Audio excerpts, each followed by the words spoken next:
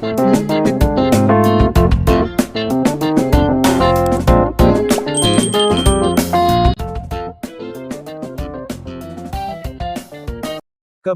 621.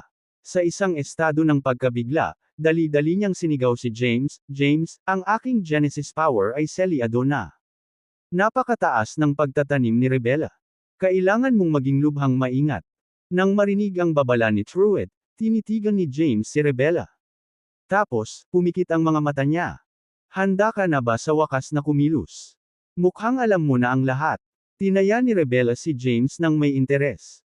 "Lalaki mula sa madilim na mundo, maaari mong DA ng Young Master ng Skynet at ang ating Grand Priestess, ngunit hindi mo kami maaaring DAin.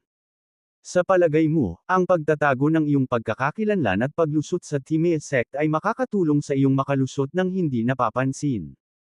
Nang marinig ito, si Thea, na pinigilan ng dalawang babaeng powerhouse, ay nabalisa. "Anong sinasabi mo, Rebella? Siya ay 49, ang elder ng Mount Marty Alice, hindi ang tao mula sa Dark World. Kabanal-banalan, medyo nalilito ka." Lumingon si Rebella kay Thea at nagpatuloy, "Niloloko ka pa rin niya hanggang ngayon. Hindi siya 49. Ang tunay niyang pangalan ay James Caden, isang demonyo mula sa Dark World, ang tagapagmana ng You-Know-Who, ang lalaking mula sa Dark World. Pinasok niya ang ating sekta upang manipulahin at pagkatapos ay lamunin ka upang ang kanyang madilim na mundo ay muling bumangon at mabaligtad ang ating 3,000 mahusay na mundo ng Genesis at hindi mabilang na micro-Genesis worlds." Matapos marinig ito, ang ekspresyon ni Thea ay napalitan ng labis na pagkagulat. Hindi ako naniniwala. 49, sabihin sa kanila na hindi ikaw ang lalaki mula sa Dark World. Thea. Pinutol siya ni James at bahagyang napabuntong hininga habang nakatingin kay Rebella. "First time kong narinig na marami akong identity. Ang tao mula sa madilim na mundo ay talagang isang hindi nararapat na reputasyon. Wala akong salita. Gayunpaman sinusubukan mong bigyang katwiran ito, dapat kang mamatay dito ngayon, at walang posibilidad na magkaroon ng iyong muling pagkakatawang tao," mayabang na sabi ni Rebella. "Rebella Dreja." Biglang umungol si Thea sa galit. "Papatayin kita kina Tio Zachary at MS. Layla kung maglakas loob kang hawakan siya. Ate, hindi mo ba naisip?" Tumingin si Truett kay Thea na may halong lungkot at galit. Ang lahat ng ito ay inayos ni Uncle Zachary at MS. Layla. Ang paghahayag na ito ay tumama kay Thea na parang kidlat, na nag-iwan sa kanyang ganap na tulala.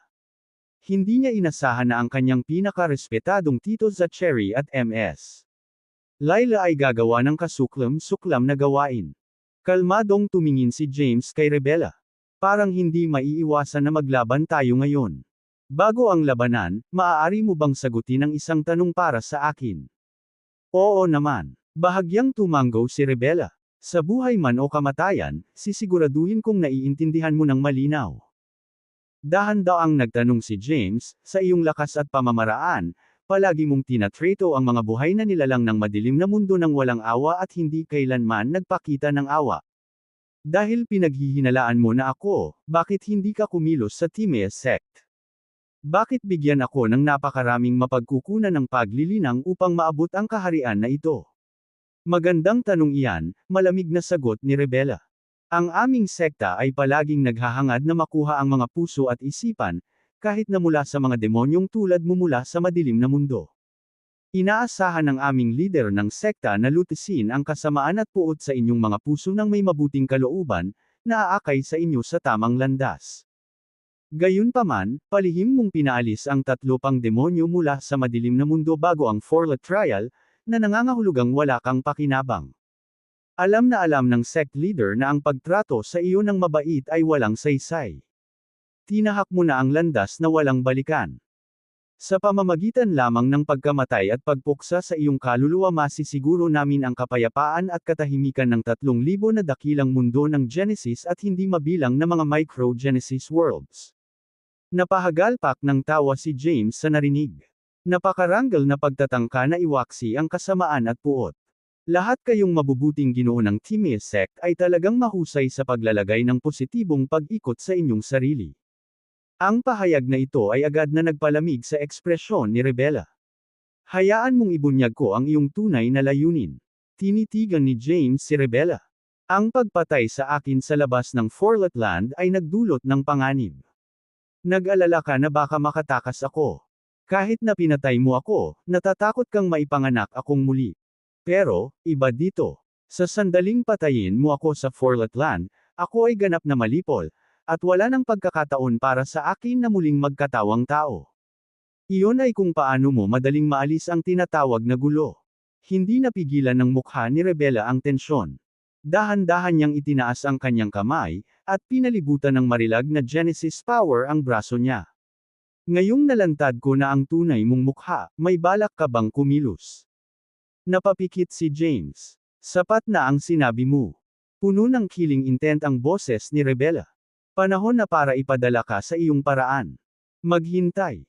Biglang tinulak ni James si Zitlali na nasa tabi niya. Siya ang Grand Priestess ng Lostes Sect, at wala siyang kinalaman sa bagay na ito. Hayaan mo siya kung may kaunting tikas ka. Sumulyap si Rebella kay Zitlali at magsasalita na sana nang biglang bumunot si Zitlali ng longsword. Hindi ako aalis, James. Magkasama tayong mamamatay kung mamamatay tayo. Hindi naman big deal. Iniligtas mo ang buhay ko sa Zephyria World. Sa Forlet Land, ikaw ang nagligtas sa akin ni Truett at ikaw ang nag-orkestra ng unyon sa pagitan ko at niya. Nakialam ka para hindi ako mabuli ni Nando. Iniligtas mo ako at si Truett. Higit pa rito, saganang ibinigay mo sa akin ang Calidum Spiritual Fruit, na nagpapahintulot sa akin na maabot ang isang hindi pa nagagawang antas ng paglilinang. Sa puntong ito, itinaas ni Zitlali ang kanyang ulo ng may determinasyon. Alam kong si Truett ang young master ng Skynet. Sa background ko sa Lostes Sect, natakot ako na hindi ko siya mapapantayan kahit na magtanim pa ako ng 10 entrepok.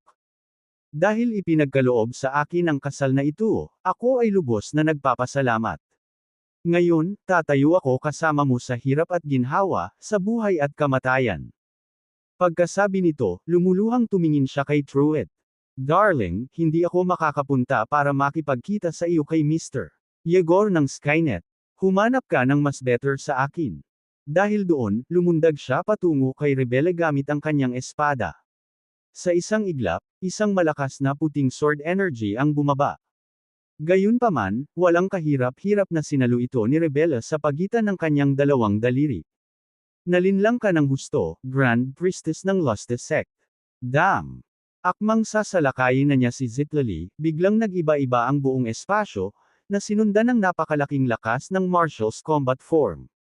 Sa pagkabigla, isang ganting suntok ang ibinato ni Rebella na bumangga sa kapangyarihan ng Martial's combat form na pinakawalan ni James. Boom! Isang nakakabinging tunog ang umalangaw-ngaw habang iniluwa ni James ang isang subo ng dugo at pinalipad, habang si Rebella ay nanatiling hindi naapektuhan. Ang third Martial's combat form. Dala-dala mo talaga ang aura ng Yuno-hunong araw, ngunit ang iyong cultivation ay sa kasamaang palad ay masyadong mahina. Malamig nang umuso si Rebella at biglang pinitik ang palad. Isang marahas na spatial fluctuation ang naganap habang ang hindi mabilang na Genesis powers ay nagtagpo sa kanyang palad. Sa sandaling iyon, mabilis na nagpakita si James sa isang higanteng espada ng Quasar Light at mabilis na sumugod patungo sa kanya. Malaking pagbabago ang ekspresyon ni Rebella nang harapin niya ang matinding pagyanig sa paligid. Kinailangan niyang bitawan ang sword energy ng Zitlali at mabilis na tumalikod bago ipatawag ang magkabilang palad para harapin ang paparating na banta. Habang mabilis na papalapit ang higanteng espada, umalangaw-ngaw ang isang serye ng mga tunog ng kampana, at isang malakas na puwersa ng sonic ang agad na dumaan sa lahat ng nabubuhay na nilalang na naruroon. Ang lahat ay pilit na nabighani sa isang parang panaginip, maliban kay Rebella. Ang Euroswan Genesis Bell. How interesting! Biglang itinulak ni Rebella ang magkabilang palad pasulong, at ang nakakatakot na pagpapakita ng Genesis power ay naging 2 gintong dragon. Agad nilang nilamon ang Quasar Sword. Boom! Boom! 2 dagandong na nakakabasag ng lupa ang umalangaw-ngaw habang winasak ng Quasar Sword ang 2 gintong dragon, agad na bumangga kay Rebella at pinalipad siya pabalik. Ikaw ay mapangahas na demonyo, ang lakas ng loob mong saktan ako. Pinatatag ang sarili, galit na galit si Rebella nang makita niya ang dalawang kamao ni James na direktang tumatama sa kanyang dibdib. Sa sumunod na segundo, hinampas niya ang dibdib ni James gamit ang kanyang palad na naglalaman ng mabigat na Genesis power, na agad siyang pinalipad. Puff! Bumagsak si James sa rear barrier at tumalsik ng isa pang subo ng dugo. Nang malapit na siyang mahulog mula sa kawalan, kumislap si Zitlali at agad siyang niyakap. James. Si Truett, na ang Genesis power ay selyado, ay sumigaw ng hysterically. Sinigawan ni Thea si Truett, kumain ng Calidum spiritual fruit para masira ang selyo. Nang marinig ito, agad na kumuha si Truett ng isang Calidum spiritual fruit at nilamon ito. Agad na sumabog ang kanyang katawan sa isang nakasisilaw na puting liwanag. Sa sandaling ito, si Rebella ay nababalot ng Genesis Divine Light, na suspine sa kawalan at naglalabas ng nakamamatay na aura. Ikaw, lalaking mula sa madilim na mundo, gagawin kong ikalat ang iyong kaluluwa ngayon. Pagkasabi nito, tinagan niya ulit ang palad niya. Isang nakakatakot na Genesis power ang napakita sa isang napakalaking ginintoang dragon at mabilis na sumugod patungo kina James at Zitlali. Sa panandaliang iyon, isang anino ang mabilis na dumaan, na bumagsak sa isang matunog na dagandong at nabasag ang gintong dragon na pumailan lang sa hangin. Darling! Malakas na sigaw ni Zitlali na nakayakap kay James. Kung hahanapin ninyong lahat ang kamatayan, pagbibigyan ko ang inyong kahilingan, sabi ni Rebella. Muli niyang iniabot ang kanyang mga kamay, at ang hindi mabilang na Genesis power sa paligid niya ay nagtipon at bumuo ng isang nakakatakot na pagdagsa ng enerhiya. Sa sandaling ito, ang langit ay biglang nabalot ng purong puting liwanag. Bumaba ang banal na ningning at mabilis na binalot si Rebella at ang mga babaeng powerhouse ng Timaeus sect. Sa pagtingin sa eksena, nakaupo si Thea sa isang lotus na posisyon sa isang umiikot na puting sagradong lotus sa gitna ng karamihan sa likod ni Rebella. Dahan-dahan itong bumangon sa hangin, at iniabot niya ang isang daliring hugis orchideas, na nagpapalabas ng banal na liwanag. Thea, naintindihan mo talaga ang Genesis Heavenly Path power. Gayunpaman, ginagamit mo ito para tulungan ang demonyo mula sa Dark World. Lumaban ka sa lahat ng tama. Nakulong sa banal na liwanag, galit na napasigaw si Rebella. Dalhin mo siya at si Truett, at umalis ka kaagad. Si Thea mula sa loob ng sagradong lotus ay nagsalita kay Zitlali. Si Rebella ay isang mas mataas na grado na Eurus-1 ranks 9th Tribulation Powerhouse. Isang hakbang na lang ang layo niya sa tuktok. Sa lakas mo ngayon, hindi ka makakapantay sa kanya. Nang marinig ito ni James, na halos hindi na nakakapit sa buhay, ay lumapit kay Thea. Thea, hindi, huwag mo akong alalahanin, sigaw ni Thea. Ako ang Grand Priestess ng Timaeus sect, at naunawaan ko ang kapangyarihan ng Genesis Heavenly Path power. Wala silang lakas ng loob na saktan ako. Umubo ulit ng dugo si James. Thea, bilasan mo. Ngumiti ng matamis si Thea. 49 ka man o James, galing ka man sa Dark World o sa ibang lugar, asawa mo pa rin ako. Upang makuha ang puso ng aking minamahal, hanggang sa ang kamatayan ay maghiwalay. Ang mga salitang ito ay umalangaw-ngaw mula sa kawalan, nagdadala ng isang malakas na puwersa na parang kulog sa lahat ng nabubuhay na nilalang. Pakiramdam ni James ay parang 1,000 palaso ang tumutusok sa kanyang puso. Buong lakas siyang sumigaw, Rebella Dreha, Timaeus sect, dudurog kita sa alabok. Sa sandaling ito, tumulo ang luha sa mga mata ni Zitlali. Kinagat niya ang kanyang mga ngipin, binuhat sina James at Truett, at agad na nawala sa lugar. Ang lakas ng loob mong suwiin ako, Thea. Nakulong sa banal na liwanag, umungal si Rebella. Pagkatapos, ang espasyo sa kanilang paligid ay yumanig ng malakas, umalangaw-ngaw ang isang malakas na dagandong, at ang banal na liwanag na nakakulong sa kanya ay agad na nabasag. Kasabay nito, si Thea, na nakaupo sa sagradong puting lotus, ay bumulwak ng isang malaking subo ng dugo. Ang nakapalibot na banal na liwanag ay biglang naglaho, dahilan para mahulog siya at ang sagradong lotus. Damn it! Naikuyom ni Rebella ang kanyang mga kamao. Ito ay isang walang kabuluhang plano, ngunit ngayon ay nagkaroon ng isang hindi inaasahang pangyayari. Pagkasabi nito, sumulyap siya kay Thea at binuhat ito. Kabanal-banalan, ikaw ang dakilang pari ng Timaeus sect. Bakit mo tutulungan ang isang demonyo mula sa Dark World? Damyugo ang dugo sa bibig ni Thea. Isang pagbibitiw ng ngiti ang ipinakita niya sa maputlang mukha habang nakaharap sa dagandong ni Rebella. Pagkatapos, inihilig niya ang kanyang ulo at agad na nahimatay. Nang makita ito, labis na nagalit si Rebella. Inihagis niya si Thea sa isang babaeng powerhouse sa tabi niya. Hindi siya makakatakas. Ngayon, ang Forlet Land ay hindi madaanan. Maaari tayong maghanap ng hiwalay. Kung sino man ang makaharap sa kanila, patayin sila ng walang awa. Nang marinig ito, mahinang nagtanong ang isang magandang babaeng powerhouse, MS. Rebella, papatayin din ba natin ang Young Master ng Skynet? Huminto si Rebella, saka hinawakan ang buhok ng powerhouse na iyon. Maaari mong subukan kung hindi ka natatakot na ikalat ni Igor Sadler ang iyong kaluluwa. Sa sandaling sinabi ang mga salitang ito, ang babaeng powerhouse ay nanginginig ng hindi sinasadya. Mabilis niyang iniyuko ang kanyang ulo at umatras. Hati sa apat na koponan. Duguan ang mga mata ni Rebella at puno ng hangarin na pumatay. Habulin mo sila mula sa apat na magkakaibang direksyon. Kapag nakita mo ang lalaki mula sa Dark World, iulat sa pamamagitan ng transmission. I-detain siya, at personal kung haharapin siya. Pagkatapos magsalita, ang kanyang figure ay kumikislap at nawala. Nagkatinginan ng iba pang dos-ina o higit pang mga babaeng powerhouse. Hinati sila sa apat na koponan at nawala sa isang iglap. Hanggang sa sandaling ito ay hinawakan ng isang babaeng powerhouse ng Timaeus sect ang walang malay na si Thea at bumantong hininga. Upang makuha ang puso ng aking minamahal, hanggang sa ang kamatayan ay mapuputol ang buhok. Marahil, ito ang iyong tunay na pagtitiyaga. Gayunpaman, ano ang tama, ano ang masama, ano ang demonyo, at ano ang tamang landas? Maaari ba itong tukuyin ng isang tao o isang sekta lamang? Nakaramdam siya ng sentimental, binuhat niya si Thea at agad na nawala sa lugar. Ang pangalawang layer ng Forlet Land ay isang nagyayelong kalawakan.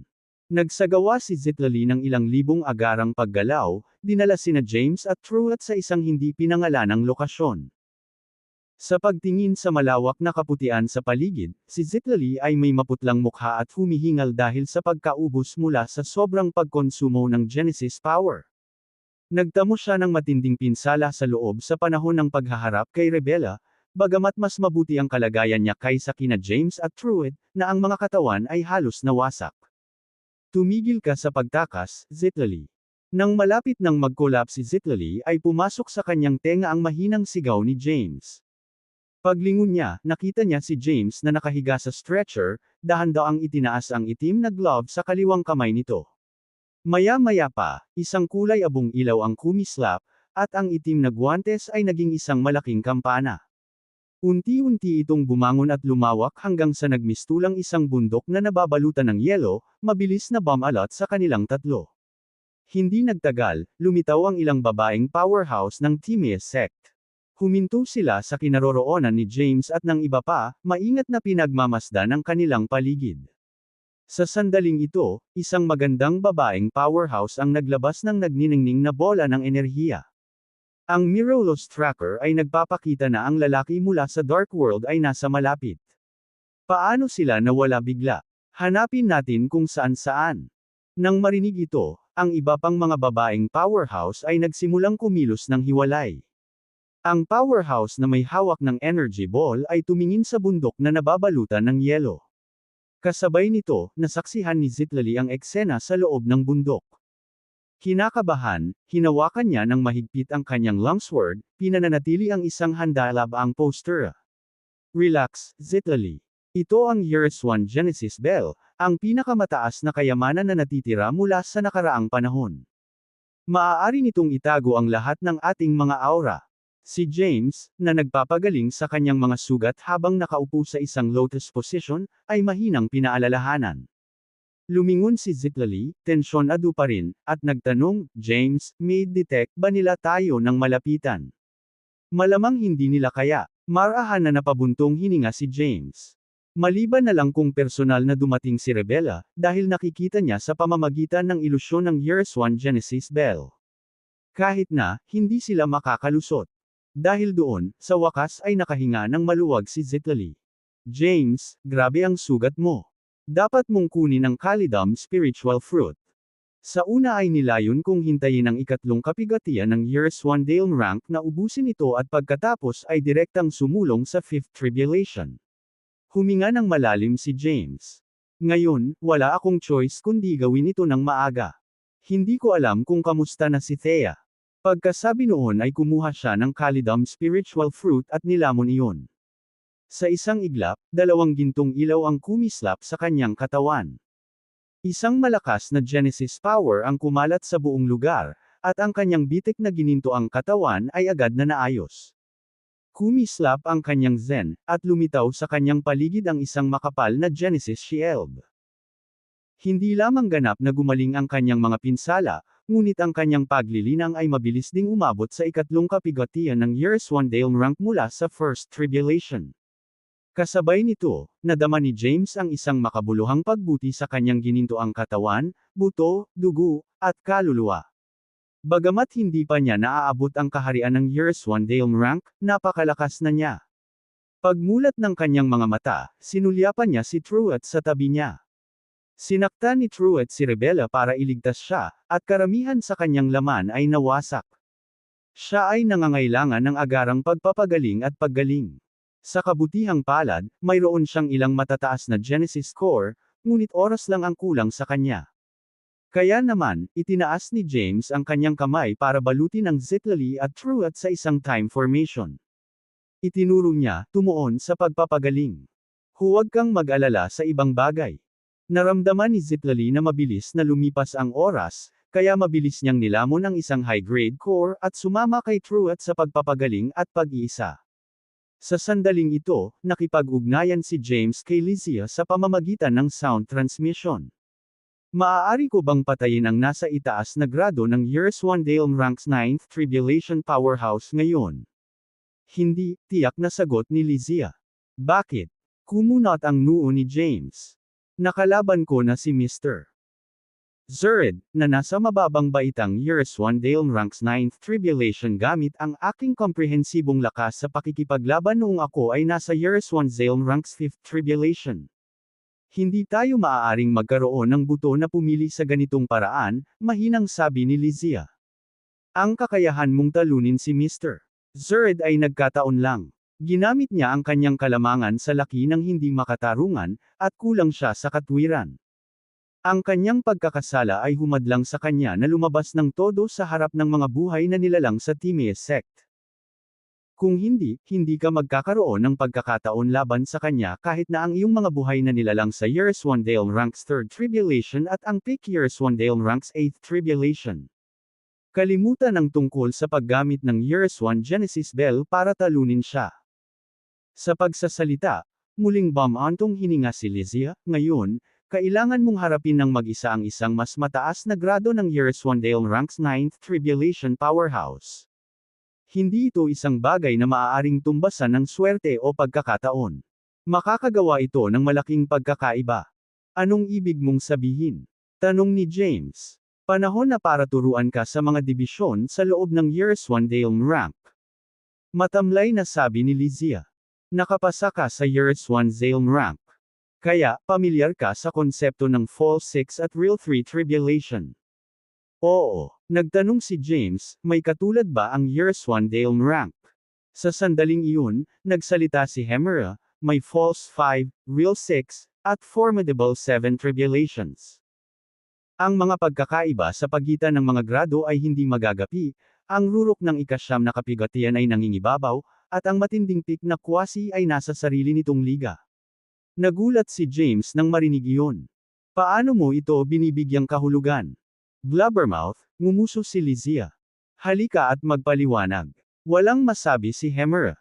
Huwag kang magulo, putol ni James. Bilasan mo. Ito ay isang bagay ng buhay at kamatayan. Pagkatapos, nagpatuloy si Lysia upang ipaliwanag ng paisa-isa ang mahahalagang punto. Ang konsepto ng False 5, Real 6, at Formidable 7 Tribulations ay tumutukoy sa tatlong mahahalagang punto sa Year Swandail rank. Ito ang ikalima, ika-6, at ika-7 kapigatian. Anumang bagay sa ibaba ng Years 1 Dailm Rank's 5th Tribulation ay itinuturing na huwad na kaharian ng Years 1 Dailm Rank. Isa lamang itong transitional period para sa paglampas sa Years 1 Dailm Rank at pagpasok sa Years 1 Dailm Rank. Hindi ito kumakatawan sa isang tunay na powerhouse ng Years 1 Dailm Rank, ngunit sa halip ay isang natatanging yugto sa paglilinang ng hindi mabilang na mga buhay na nilalang. Ang paglusot sa Years 1 Dailm Rank's 5th Tribulation ay minarkahan ang tunay na pagpasok sa threshold ng Years 1 Dailm Rank. Ang mga buhay na nilalang ay sasailalim sa binyag ng Genesis Heavenly Tribulation, magkakaroon ng kontrol sa oras at espasyo, malayang mamanipula ang pantay na Genesis power ng nakaraan, kasalukuyan, at hinaharap, at magagawang lumaban kasama nito. Katumbas ito ng dating ginamit ni James ang nakaraan, kasalukuyan, at hinaharap na mga anyo. Gayunpaman, ang kapangyarihan ay walang kapantay. Ang paglagpas sa Years 1 Dailm Rank 6 Tribulation ay nangangahulugan ng isang tunay na powerhouse. Matapos tiisin ang malawak na Heavenly Tribulation, hindi lang nila kayang manipulahin ang space power kundi magkaroon din sila ng supernatural power para kontrolin at manipulahin ang hindi mabilang na mga manifestation ng space power. Ang karunungan at dami ng kontroladong space power ay nakasalalay sa mga individual na talento. Para naman sa mga powerhouse na umabot sa rurok ng Years 1 Dailm Rank 7th Tribulation, sila ay itinuring na nasa tuktok ng pyramid sa 3,000 Great Genesis Worlds at ang hindi mabilang na Micro Genesis Worlds. Ang mga individual na ito ay itinuring na tunay na top-tier powerhouses ng Years 1 Dailm Rank. Sila ay may kakayahang kontrolin ang Genesis power ng maraming universo, at ang kanilang lakas ay talagang nakakatakot. Karamihan sa kanila ay maaaring namamahala sa isang Micro Genesis World, namuno sa isang katamtamang laki ng Orthodox o sekta, o humawak ng matataas na posisyon sa isang Super-Orthodox o sekta. Hindi lang kaya ko, kundi si Hemera at ang ibon din, sabi ni Lizia. Nang marinig niya ito ay nagliwanag ang mga mata ni James. Bago pumasok sa 3,000 Great Genesis Worlds at ang hindi mabilang na Micro Genesis Worlds, ang pagbuo ay ang pinakahuling kasanayan na pinagsama ang lahat ng supernatural power, na kilala bilang Trescency Completaire Art. Kahit na napatay niya si Zyle at nawala ang kanyang nakaraan at kasalukuyang anyo, kahit papaano ay nagpakita siya ng kahanga-hangang supernatural power sa Zephyria world. Noon, masyadong mahina ang kanyang cultivation. Hindi niya kayang talunin si Nando. Sa halip, nabasag siya sa Porma Sion. Tapos, hindi na niya ginamit simula noon. Ngayon, mayroon siyang gininto ang katawan, ang Years 1 Genesis Bell, Hemera, ang Quasar Lightning, ang mana ng Francisca's Curse Magic, at Marcy Ice Combat Form. Madali niyang maisama ang mga ito sa Porma Sion. Lalong tuwang-tuwa si James habang iniisip iyon, at agad siyang kumilos. Ang babaeng powerhouse ng Timea sect ay gumala sa labas ng bundok na binago ng Years 1 Genesis Bell, isang solemn na ekspresyon sa kanyang magandang mukha. Hindi niya maintindihan kung bakit biglang nawala dito si James at ang iba pa. Iniisip niya kung hindi gumagana ang Mirolos tracker na ibinigay ng sect leader.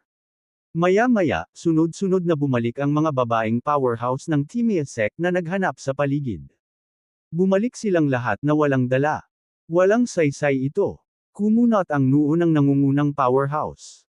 Dapat nating ipaalam kay MS. Rebella na pumunta at tingnan. Bulag ka ba? Noon lang ay nagmula sa kawalan ng boses ni Rebella. Sa sumunod na segundo, may kumislap na itim na anino, at lumitaw si Rebella sa harapan nila.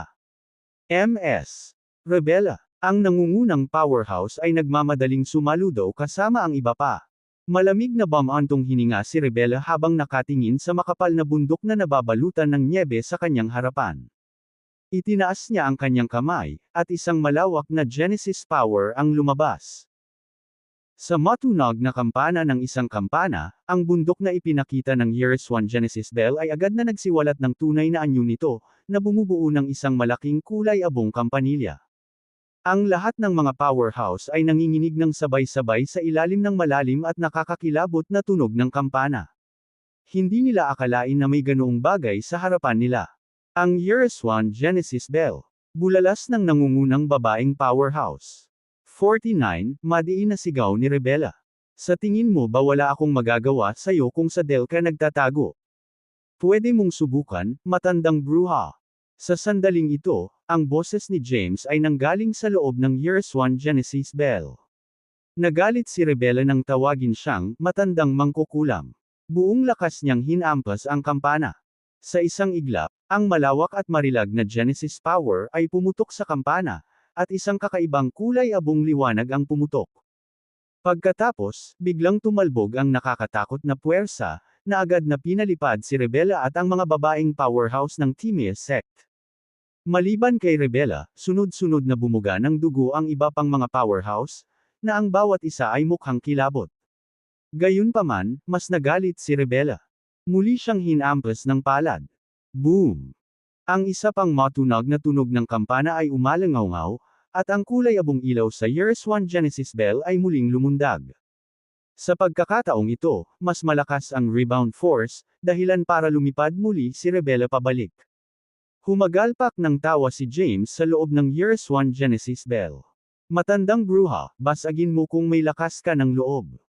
Kung hindi, huhuberin kita, ipapaparade kita sa Timaeus sect, at pagkatapos ay ikakalat ang iyong mga buto at abo kapag kumpleto na ang aking supernatural power. Napakabastos mo.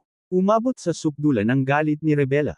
Nang malapit na niyang ilabas ang buong lakas, pinigilan siya ng babaeng powerhouse sa likod niya. Hindi ito ang paraan, Ms. Rebella.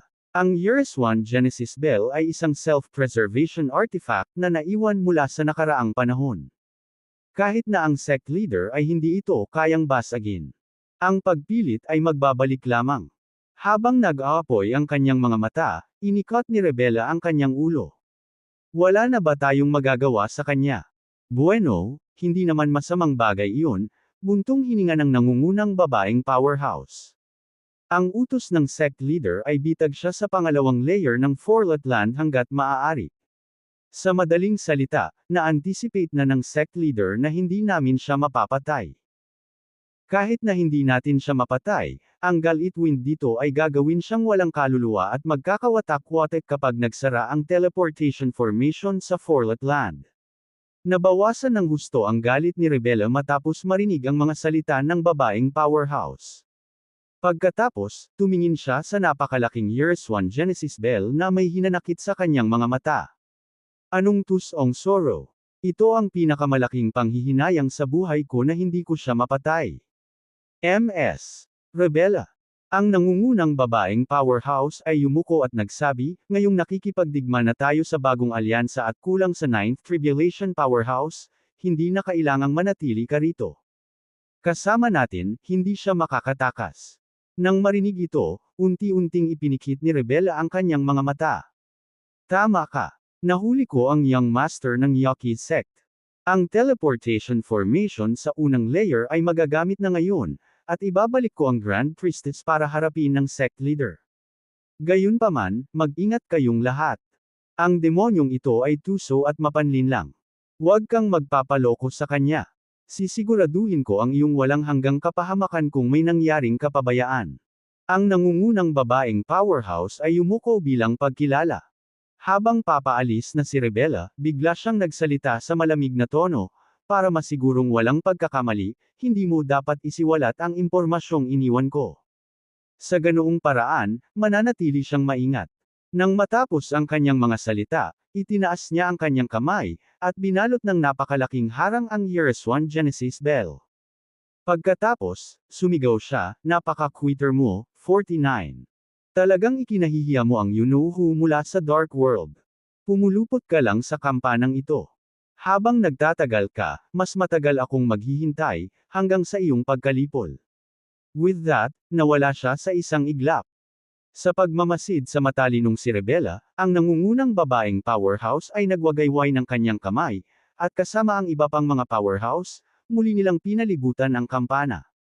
Sa sandaling ito, si James ay nanatiling nakalubog sa kaguluhan ng pag-synthesize ng kanyang Porma Sion. Ang orihinal na Porma Sion ay isinama ang lahat ng supernatural na kapangyarihan sa madilim na mundo, ngunit ito ay tila masyadong mahina kumpara sa kanyang kasalukuyang kalaban. Kaya, ginamit niya ang kanyang kasalukuyang Genesis power upang palakasin ang potency ng formation. Sabay-sabay, ibinuhos niya ang quasar tribulation clouds at quasar lightning, kasama ng mga apoy ng iba't ibang kulay sa bawat porma sayon. Matapos ang pagpapahusay ng porma sayon, ang misteryosong anino ay nagbago mula sa itim hanggang 7 kulay, na tila nagtatag ng isang telepatikong koneksyon sa isip ni James. Bukod dito, isinama ni James ang Lysia at Hemeris sa porma sayon. Gamit ang dalawang top-tier na powerhouse na ito, maaari niyang gamitin ang kanilang lakas upang talunin ang kanyang kalaban sa tuwing ipapatupad niya ang formation. 1/3. Matapos makumplito ang lahat ng ito, ipinadala ni James ang isang boses kay Lysia, "Handa ka na ba para sa labanan? Pakiramdam ko ay sapat na ang aking kapangyarihan." Napangiti si Lysia. "Mag-away tayo." Casual na ngumiti si James at saka sumigaw, "Bakit hindi ka kumikilos, matandang bruha?" Walang tugon. Inilibot ni James ang kanyang mga mata. Tumakas ba ang matandang bruha sa galit? Biglang na-detect ng kanyang zen ang mga bakas ni Nando. Nahuli na ni Rebella ang basurang iyon at umabot na sa unang layer. Tila malapit na siyang umalis sa Forlet Land. Well, ito ay perpekto sa Rebella absent. Maaari niyang gamitin ang mga babaeng powerhouse na ito mula sa Timaeus sect bilang pagsasanay. Sa pag-iisip nito, ikanaway niya ang kanyang kamay, at ang nakapagpapagaling na sina Zitlali at Truat ay nakaimbak sa espasyo ng kaluluwa. Tapos, dahan-dahan siyang tumayo. Ilang babaeng powerhouse na nakaistasyon sa labas ng Years 1 Genesis Bell ay kakaupo lang nang biglang nawala ang kampana, napalitan ng napakalaking porma sayon na agad na bumalot sa kanila. Naku, lumitaw ang lalaki mula sa Dark World. Ang nangungunang babaeng powerhouse ay hindi pa tapos sa pagsasalita ng ang kalangitan ay napuno ng quasar tribulation clouds, at hindi mabilang na mga kidlat ang bumaba. Hindi niya na-activate ang kanyang Genesis Divine Light sa oras at nagsimulang manginig ng marahas sa loob ng kidlat.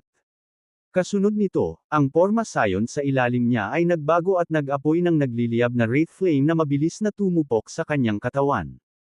Klang, klang, klang. Ang sunod-sunod na tunog ng kampana ay naging sanhi ng kanyang zen na manginig kaagad, na parang sumailalim sa malakas na panghihimasok, na naging dahilan upang ang lahat ng supernatural na kapangyarihan ay imposibleng mailabas. Nahaharap sa parehong kalamidad ang iba pang babaeng powerhouses mula sa Timaeus sect. Sa isang saglit, ang tunog ng kampana, kumukulog na kidlat, lumiligid na apoy, at ang sunod-sunod na pagbabago sa porma sayon ay naging dahilan ng kanilang pagsigaw sa nanginginig na paghihirap. Sa sumunod na segundo, mabilis na lumapit ang isang quasar sword light na sinamahan ng kulay abong ningning. Naalarma ang babaeng powerhouse na nagtitiis sa kidlat at apoy. Sa pagtitiis sa masakit na paghihirap, mabilis siyang umiwas sa isang lapad ng buhok. Gayunpaman, ang sword light na ito ay mas mabilis kaysa sa bilis ng liwanag at mabilis na inatake ang iba pang babaeng powerhouse. Sa gitna ng malulutong na tunog, 5 babaeng powerhouse ang nabutas ang katawan, at ang huling babaeng powerhouse ay sumabog na may dumadagandong na ingay sa ilalim ng epekto ng sword light.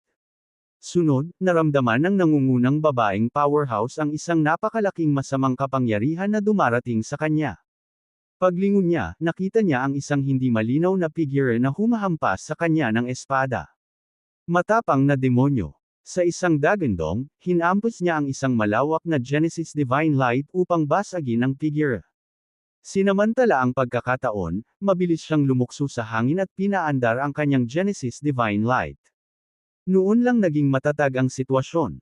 Kasunod nito, iniunat niya ang kanyang mga kamay at nilayo na ilabas ang supernatural power. Sa isang ihip, isang mahabang espada ang tumusok sa kanyang Genesis Divine Light at pisikal na katawan mula sa likuran. Gulat na gulat siyang lumingon at nakita niya ang isang batang babae na nasa 1 taong gulang na nagpapakita ng nakakatakot na ngiti. "May death wish ka." Galit na nagmura ang babaeng powerhouse. Tumalikod siya para hampasin ng palad ang sanggol na babae. Gayunpaman, ang sanggol na babae ay mabilis na umiwas, pagkatapos ay iniangat ang kanyang ulo. Kasunod nito, direktang tumagos sa kanyang ulo ang isang maliit na magaan na espada. Sa isang kahabag-habag na hiyaw, nagsimula siyang magpumiglas ng marahas. 32 avatars are nothing special, malamig na nguso ng sanggol na babae. Bigla siyang nag-transform at lumitaw sa ibang porma sayon. Habang mabilis na nagbago ang porma sayon, ang isang malakas na nasugatan na powerhouse ay nalaslas ang kanyang lalamunan at nahulog sa lupa. Pagkatapos, binago ng sanggol na babae ang kanyang maliit na katawan sa isang kumikinang na punyal at tinusok ang lalamunan ng dalawa pang powerhouse sa bilis ng kidlat. Ang kumikinang na punyal ay muling nagpakita sa sanggol na babae, na pumalakpak sa kanyang mga kamay at humajijek. Basura, basura kayong lahat. Kapaki-pakinabang ang kanilang pisikal na katawan, huwag mong sirain. Kailangan ko sila para sa alchemy. Sa sandaling ito, mabilis na lumitaw ang isang nagninangas na pulang figure, na bumabalot sa mga katawan ng mga napatay na powerhouse sa porma sayon. Sa loob ng formation, ang natitirang apat na powerhouse ay nakipaglaban sa takot at hiyawan. Sinubukan nilang kumawala. Gayunpaman, hindi sila nakagalaw ng 1 pulgada sa ilalim ng matinding kidlat at wraith flame. Ito ang mga totoong powerhouse na umabot sa ika-6 na kapigatian ng Years One Dale rank, ngunit hindi man lang nila nailabas ang kanilang supernatural power. Ito na kaya ang kanilang pagkamatay. Ito ay masyadong naagrabyado. Umabot sa rurok ang kanilang galit habang pinagmamasdan ang kanilang mga kasama na isa-isang bumabagsak. Gayunpaman, nalaman nilang wala silang magagawa. Sa sandaling iyon, umalangaw-ngaw ang maindayog na tunog ng kampana, at ilang mga babaeng nabubuhay na nilalang na malubhang na sugatan ay nadama na nakakulong sa pamamagitan ng isang malakas na paghihigpit. Ang kanilang Genesis power ay mabilis na naubos sa ilalim ng tunog ng kampana. Nako, hinihigop ng kampana ang ating Genesis power. Anong gagawin natin? Masama ang pakiramdam ko.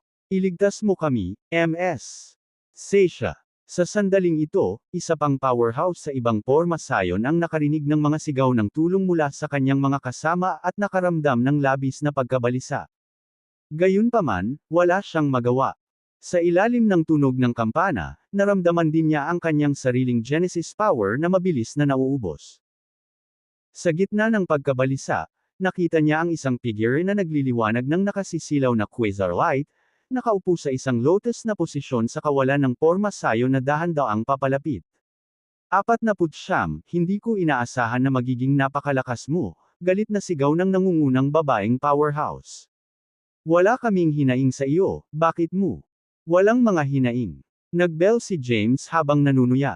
Kung walang mga hinaing, bakit mo ako hinahabol at tinangka akong patayin? Sa iyong paningin, isa lang akong demonyo mula sa dark world.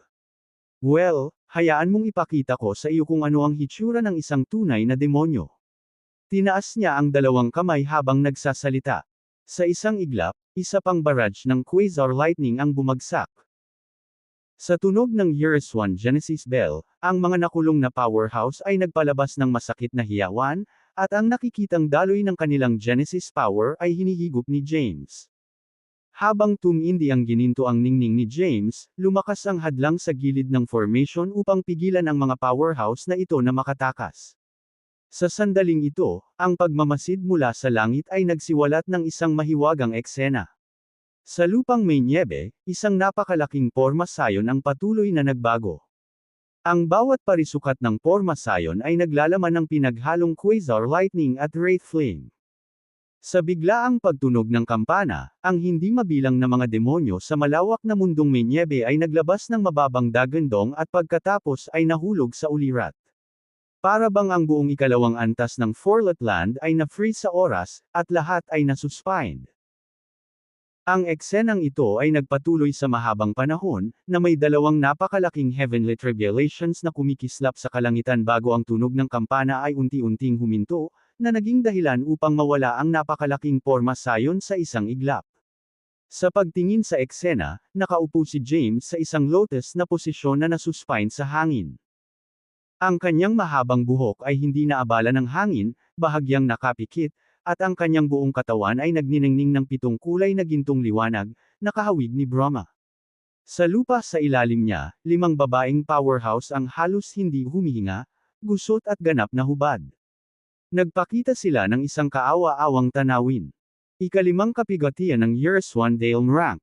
Makalipas ang mahabang panahon, binuksan ni James ang kanyang mga mata. Itinagilid niya ang ulo at humagalpak ng malakas na tawa. Napuno ng tawa ang buong abot tanaw, na para bang ang lahat ng mga demonyo sa ikalawang layer ng Forlet Land ay yumuko at natatakot na salubungin ang kanyang tingin. Binawi ang gintong liwanag, si James ay bumaba sa lupa ng maganda. Nagbigay siya ng isang mapagpasalamat na sulyap sa hubad na magagandang babaeng powerhouse na nakahiga sa nyebe. Pakipatay mo kami, 49, sumigaw ang nangungunang babaeng powerhouse. Papatayin kita. Kumunot ang noo ni James.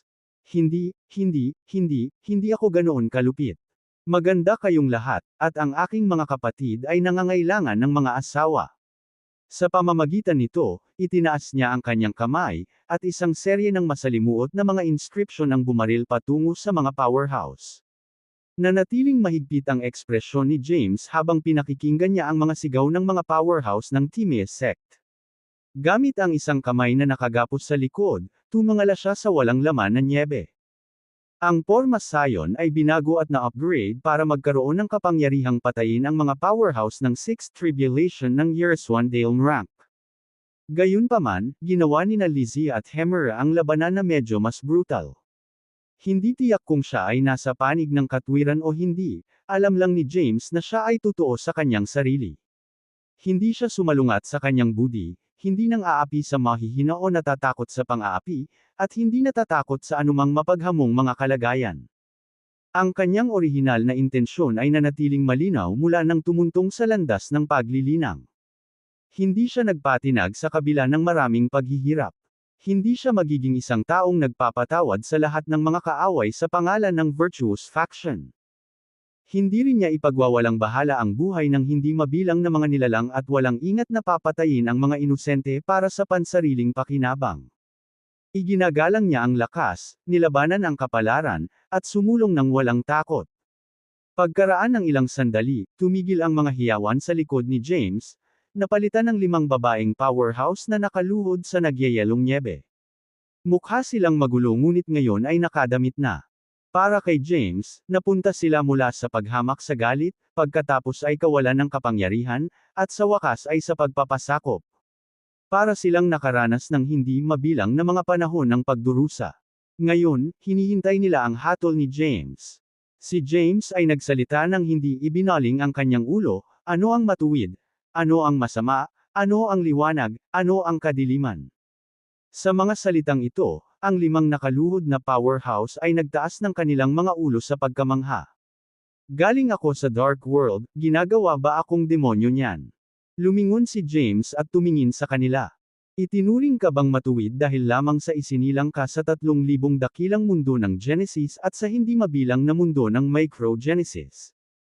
Lumabas ako mula sa madilim na mundo at hindi kailanman basta-basta pumatay ng isang inosenteng nilalang sa 3,000 dakilang mundo ng Genesis at sa hindi mabilang na Micro-Genesis worlds. Kahit sa loob ng Timaeus sect, kumikilos ako ayon sa mga tuntunin nito. Kung binansagan akong demonyo dahil lang sa pinanggalingan ko, paano ka? Sa Demon Region, walang awa mong pinatay ang mga nahuli mong buhay na nilalang ng Dark World. Ano ang ginagawa sa iyo niyan? Nang marinig ito, ang nangungunang babaeng powerhouse ay nagpakita ng gulat na ekspresyon. Nakapunta ka na ba sa Demon Region? Hindi. Umiling si James. Pupunta ako. Hindi para sa anumang bagay, para lamang makita ang mga nabubuhay na nilalang ng madilim na mundo, na pinalaki na parang mga hayop at pagkatapos ay walang awa mong pinatay. Hindi namin pinatay ang anumang buhay na nilalang ng Dark World, sabi ng isa pang powerhouse. Sa katunayan, hindi pa kami nakakapunta sa Demon Region. Kaya pala buhay ka pa. Napatingin si James sa powerhouse na iyon. Ang mga pumatay sa mga inosenteng nabubuhay na nilalang mula sa madilim na mundo ay magkakaroon ng karmic retribution. Ang mga namatay sa Porma Sion ay. Ang karmic retribution ay nakakalat sa kanilang mga kaluluwa kahit na hindi ko sila pinatay. Pagkatapos marinig ito, ang mga powerhouse ay nagkatinginan sa isa't isa dahil sa gulat. Sabay-sabay silang bumantong hininga. Mayroon kang 2 pagpipilian ngayon. Sinaman sila ni James ng tingin. Una, bumalik ka sa pinanggalingan mo. Napanatili mo pa rin ang lakas ng third tribulation ng Yerswan-Dale rank. Maaari kang bumalik at makita ang totoong mukha ng Timaeus sect. Pangalawa, sumunod ka sa akin.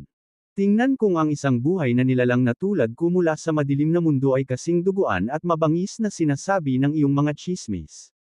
Sa mga salitang ito, ang 5 powerhouse ay saglit na natigilan. Nagpalitan sila ng tingin. Hindi na ako babalik, mahinang bumantong hininga ang nangungunang babaeng powerhouse. Ang pagbabalik ay nangangahulugan ng kamatayan. Sa halip na mamatay sa kahihiyan, mas mabuting buksan ang ating mga mata at maunawaan kung ano ang katwiran, kasamaan, kadiliman, at liwanag. Kahit mamatay tayo, mamamatay tayo ng malinaw. Nang marinig ito, pinahahalagahan siya ni James. Anong pangalan mo? Ako si Seisha. Bumantong hininga ang nangungunang babaeng powerhouse, matagal ko nang nakalimutan ang aking tunay na pangalan. Mabuti. Tumango si James. Ikaw lamang ang makakapagdesisyon para sa iyong sarili. MS. Hindi na babalik si Seisha, at hindi rin tayo, sabi ng isa pang babaeng powerhouse. Ang ibang mga babae ay gustong manatili rin. Tumingin sa kanila si James at tumango. Mabuti kung gayon. Noon lang, nag-conjure si Seisha ng malaking energy ball sa hangin. Dapat naming ibigay ang lahat ng aming ari-arian dahil ikaw ang naging Panginoon namin. Ang iba pang 4 na babae ay gumawa din ng kanilang mga bola ng enerhiya. Ngumiti lang si James sa kanila at umalis na. Nalilito ang mga mukha ng mga babae habang sila ay nagpapalitan ng tingin. Hindi ba siya interesado sa mga bagay na ito? O sadyang ayaw niya sa kanila? Sino man ay magiging interesado sa pagkakaroon ng mga item na aming nakolekta. Huwag na tayong manghula. Maaari niyang alisin sa atin ang mga bagay na ito anumang oras. Sa kanyang kapangyarihan, walang sinuman sa atin ang makakapigil niyan. Ibalik mo lang ang iyong mga item sa iyong storage space. Ayaw niya sa kanila. Binawi ng mga babae ang kanilang energy balls at mabilis na sumunod sa likod ni James. Ang ikalawang antas ng Forlet Land ay isang malamig at manyebe na lugar. Ito ay mas malaki at mas malawak kaysa sa unang antas sa pamamagitan ng maraming fold. Hindi mabilang na Yerswan-Dale rank monsters ang matatagpuan doon. Ang ilan ay umabot pa sa Yerswan-Dale rank 7th o 8th tribulation. Nagtulungan sina James, Seisha, at ang iba pa at napatay ang maraming halimaw ng Yerswan-Dale rank habang ginalugad nila ang ikalawang antas ng Forlet Land. Nagawa nilang makakuha ng mga dekalidad na core mula sa mga katawan ng mga halimaw na ito. Sa sorpresa ng lahat, sasabihin na lang ni James sa kanila na panatilihin ang mga cores kahit na kusang isinuko ni Seisha at ng iba pa ang kanilang bahagi.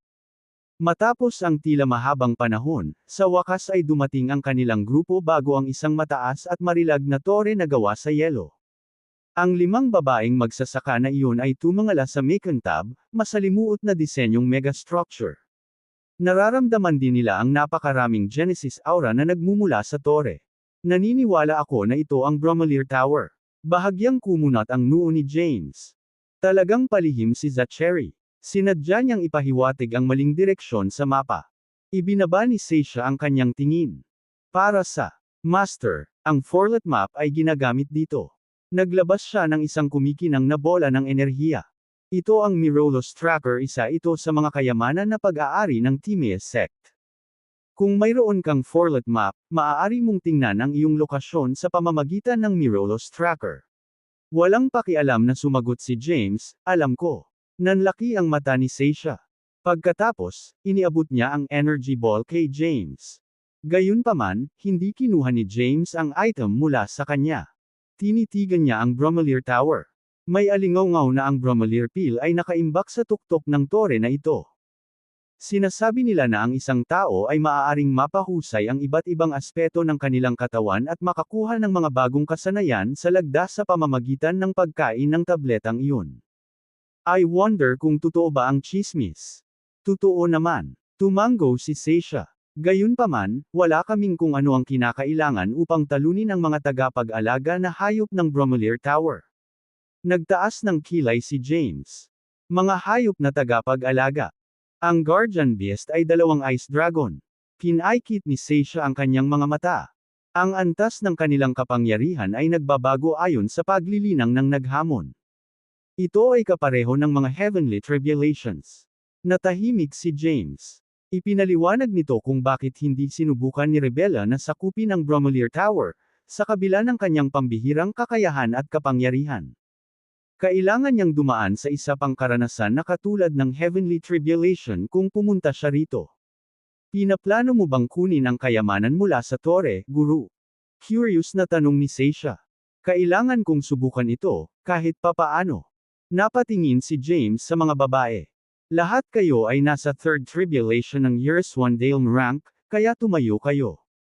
Magsasalita pa sana si Seisha nang makita niyang sumugod na si James patungo sa Bromelier Tower. Sa mismong sandaling iyon, maririnig ang pagyanig ng lupa at nakabibinging dagandong habang ang dalawang naglalakihang dragon ay dumausdas palabas ng tore. Parehong nagliliwanag ang mga dragon ng makapangyarihang Genesis Chromes habang lumilipad sila patungo kay James. Sa isang iglap, nakulong ni James ang mga Ice Dragon sa pamamagitan ng pag-conjure sa kanyang mga porma sayon.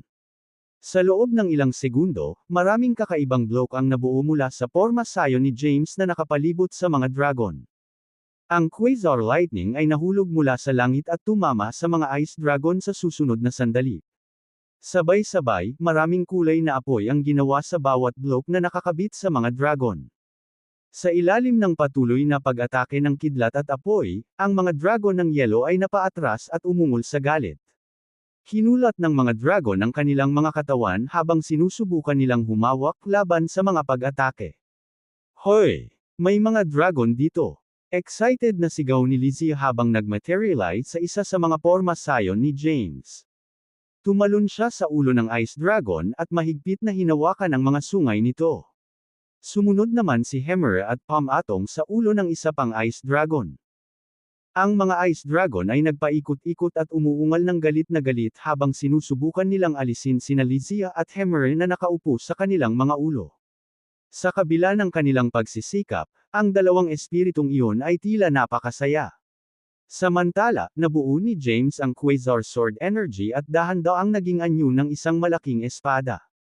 Gayunpaman, ang mga ulap ng kapigatian ay nagsimulang magtipon sa kalangitan sa itaas ni James bago siya handa. Halos agad-agad na pinaulanan ng itim na kidlat si James. Shit! Sampain si James, bakit may mga itim na kidlat? Tinamaan siya ng 5 itim na kidlat pagkatapos niyang sabihin iyon. Sinira ng pag-atake ang Quasar Sword Energy na ginawa ni James. Naghiwalay ang gininto ang katawan ni James at ang Judgment Side. Ang gininto ang katawan ay kumikinang ng maliwanag habang paulit-ulit itong tinamaan ng mga itim na kidlat.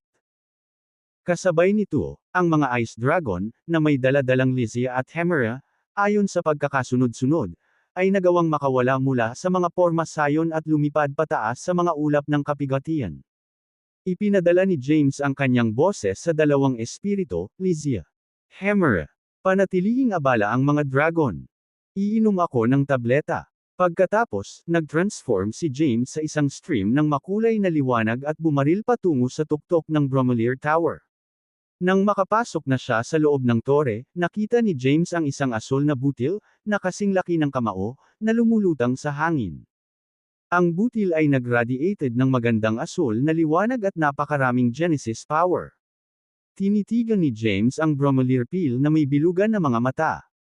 Iniunat niya ang kanyang kamay para kunin ang tableta ngunit napaatras siya ng malakas na puwersa. Mabilis na ginawa ni James ang Judgment Side at inihagis ito sa porma sayon na inilagay sa paligid ng Bromelier Peel. Sa isang malakas na kalabog, nabasag ang porma sayon. Biglang nakatanggap si James ng voice transmission mula kay Lizzie. Bilasan mo. Hindi na tayo makakatagal. Ang mga dragon na ito ay agresibo. Mabilis na kinuha ni James ang Bromelier Peel at nag-teleport palabas ng tore. Muli siyang lumitaw sa labas sa loob ng kanyang porma sayon.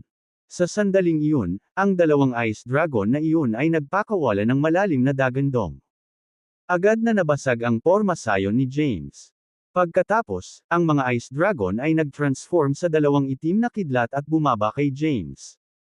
What the hell? Seryosong sinusubukan nilang bumawi sa akin.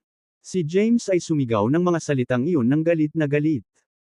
Sa kanyang takot, nalaman niyang hindi siya makagalaw. Boom! Boom!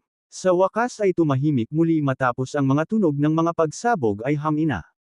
Sa isang malayong sulok, si Seisha at ang iba pa ay nakatitig sa eksenang nasa harapan nila na nalaglag ang kanilang mga panga. Nako! Si Master ay tinamaan ng mga kidlat na ginawa mula sa Heavenly Tribulation. Ang grupo nila ay nag-teleport at muling lumitaw sa tabi ni James, na nakahandusay sa lupa malapit sa Bromelier Tower. Nasunog ang buong katawan ni James. Halos kalahati ng kanyang gininto ang katawan ay nawasak. Dagdag pa rito, nanginginig at nanginginig si James habang may itim na kuryenteng damaloy sa kanyang katawan. Siya ang may gintong katawan. Tinakpan ng isa sa mga babae ang kanyang bibig habang siya ay bumulalas. Ang mga ice dragon na iyon ay dapat na napakalakas upang makayanan ang napakaraming pinsala sa kanya. Mabuti sana kung siya ay nalipol. Malamig na ngumiti ang isang babae na nakasuot ng itim na damit. Sa ganoong paraan, ang mga sumpang inilagay sa atin ay maaaring maalis din. Napangisi ang babaeng nakaasul na roba. Malabong mangyari iyon. Mayroong iba't ibang uri ng sumpa magic. Natanggap ng lalaking ito, alam mo kung sino ang legacy. Ang lalaking iyon ang pinakamagaling sa sining ng sumpa na mahika. Walang paraan na ang sumpang inilagay sa atin ay madaling maalis. Bakit hindi natin siya patayin ngayon?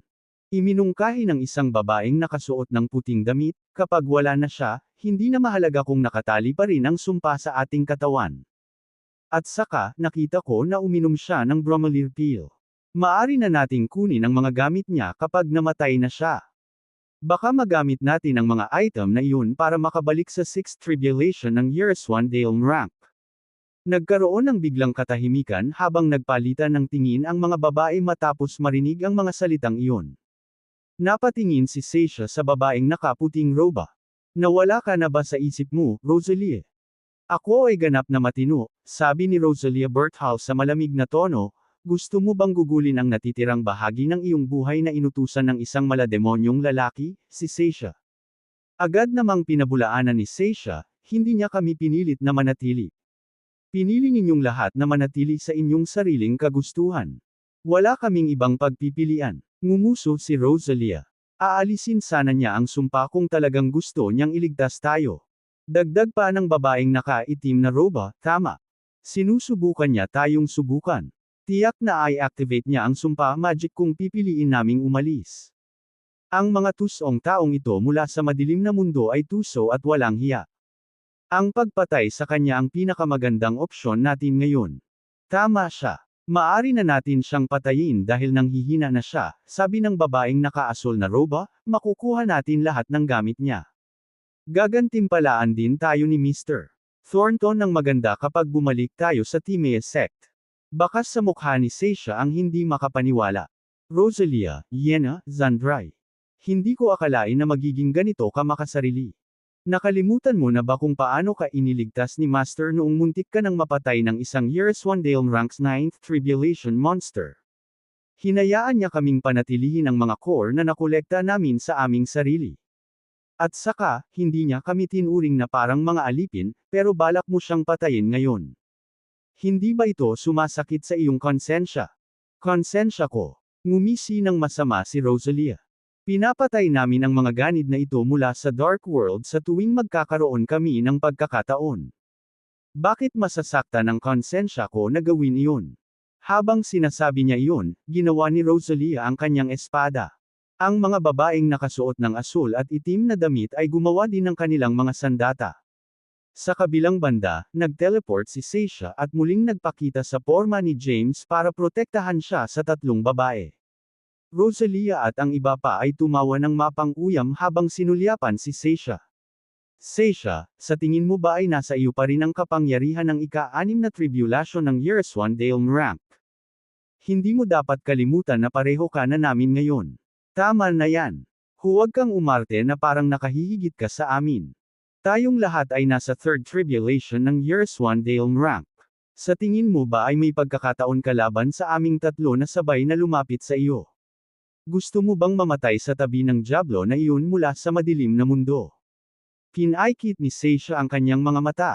Pagkatapos, ibinaon niya ang kanyang tingin sa nag-iisang taong sumama rin sa mga taong ito. Bromelair Peel nakakabili lang niya. Hindi mo ba nais na ang kanyang mga kayamanan ay magkaiba sa pagitan ng liwanag at kadiliman? Walang pagmamadali, wala akong pakialam kung taga Dark World man siya o Auroral World. Tinulungan niya ako, kaya dapat ibalik ko rin ang pabor, Latigo. Kailangan mo muna akong patayin kung plano mong saktan siya. Sina Rosalia, Yenna, at Zandrai ay may malungkot na ekspresyon sa kanilang mga mukha. Kung ganoon, papatayin namin kayong dalawa ngayon din. Galit na galit si Rosalia. Bagamat lahat sila ay mga cultivator ng Third Tribulation ng Years-One-Dale rank, sa mas disadvantaged side. Boom! Habang pumutok ang isang pagsabog, ang 5 babaeng iyon ay umatras at tumayo ng malayo sa isa't isa. Hahaha! Tumawa si Rosalia. Hindi mo magagamit ang iyong pinakamahusay na kakayahan ngayon, Seisha. Tingnan natin kung gaano kakakayanin sa ganitong kondisyon, mga pinsala. Hindi sila magtatagal kung magpapatuloy ang labanan. Puting ilaw. Boses, lagi kong sinisigurado na babayaran ko ang mga iyon. Biglang bumagsak sa lupa si Rosalia at ang kanyang mga kasama, na nakatayo ng nakabuka ang baba, sa lupa at umiyak sa sakit. Muli ang kanyang mga paa. Isang maitim na ulap ang lumutang sa itaas ng kanyang ulo. Ang ginintoang katawan ni James ay ganap na naibalik, at ito ay nagmula sa isang purplish gold glow. Hindi magiging madali para sa iyo na gantihan ako sa tulong ko. Dahan-daang humakbang si James. Sa bawat hakbang niya, tila nagbabago ang chrome ni James. Iba ang pakiramdam ni James Chrome kaysa kanina. Para siyang nakakuha ng bagong kasanayan para mapalakas ang kanyang chrome. Nanlaki ang mga mata ni Seisha sa gulat. Kumain siya ng Bromelair Peel. Na-restore ang peel at na-upgrade pa ang kanyang golden body. Sa kanyang mga kamay sa kanyang likod, tumingin siya sa mga babaeng humahagulgol sa lupa. Nakakahiya. Hindi mo man lang nalampasan ang unang pagsubok. Ang mga salitang iyon ay nagpaalala sa kanila tungkol sa katotohanan na ganap na may kakayahan si James na buhayin ang sumpa na magic at patayin silang lahat sa kabila ng kanyang mahinang estado ngayon. Gayunpaman, hindi iyon ginawa ni James dahil gusto niyang makita kung ano ang gagawin ng lahat. Nagtaas ng kamay si James. Sa sandaling iyon, hinayla si Rosalia patungo kay James dahil sa kanyang kapangyarihan. Habang nakahawak si James sa ulo ni Rosalia, dumaloy mula sa kamay ni James ang isang ulap ng makulay na Genesis power at bumalot sa katawan ni Rosalia. Lahat ng Genesis power ni Rosalia ay na-channel sa katawan ni James sa susunod na sandali. Sabay tayong dalawa. Inilapit ni James si Zandrai sa pamamagitan ng parehong paraan. Pagkatapos, sabay-sabay niyang hinigop ang Genesis power ng dalawang babae. Si Yenna nakakabalik lang ng malay ay narinig niya ang tili ng mga babae. Mabilis niyang isinandal ang ulo niya sa lupa ng paulit-ulit para humingi ng tawad kay James. Alam na alam ni Yenna na siya na ang susunod kapag natapos na si James sa dalawa. Hindi niya nais na mawala ang lahat ng kanyang paglilinang. Ito ay magiging isang sitwasyon na mas masahol pa kaysa sa pagkamatay mismo.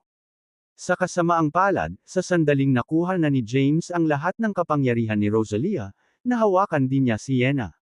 Matapos makuha ang Genesis powers mula sa 3 babaeng iyon, nagniningning ang katawan ni James na may sari-saring kulay.